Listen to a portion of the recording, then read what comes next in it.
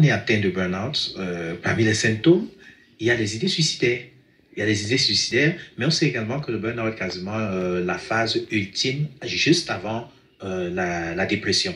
Et nous savons pertinemment que des personnes dans un état dépressif ont, je dirais, des idées suicidaires.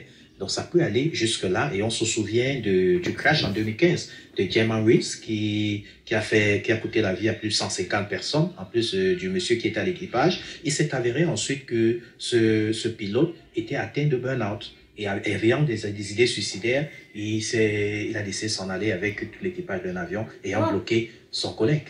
Ça signifie que quand quelqu'un manifeste déjà les signes de burn-out, il doit être pris en charge immédiatement. Il doit être pris en charge et il convient bien évidemment que l'on sache que c'est de cela qu'il est question. Naturellement, il faudra qu'il se fasse consulter lorsqu'à un moment donné, matin, quand vous vous réveillez, vous avez vraiment du mal à aller au travail, ou chaque fois que vous pensez à votre travail, c'est comme une sorte de supplice. Sachez que vous êtes déjà en train de vous rapprocher du burn-out. Alors, docteur, quels sont les facteurs favorisant le burn-out? Oui, les facteurs qui favorisent le burn-out peuvent être classés dans deux secteurs.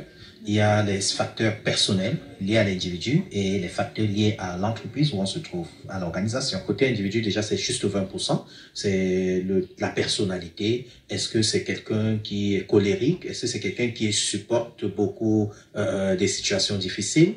Et bien évidemment, tout ce qui est lié à la personne.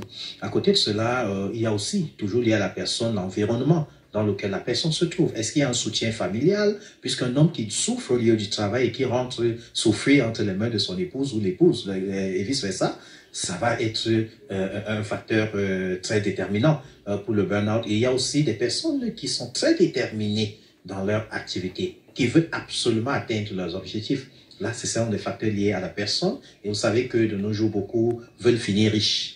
Et ça, tout le monde ne peut pas être riche. Il faudra déjà se mettre cela en tête. Tout le monde ne peut pas se construire. Il faut se mettre cela en tête. Du moment où on est focus sur la construction d'une maison, alors qu'on a un salaire qui est très bas, et on ne peut qu'être en train de réfléchir dans tous les sens. Et le plus souvent, on oublie les problèmes immédiats.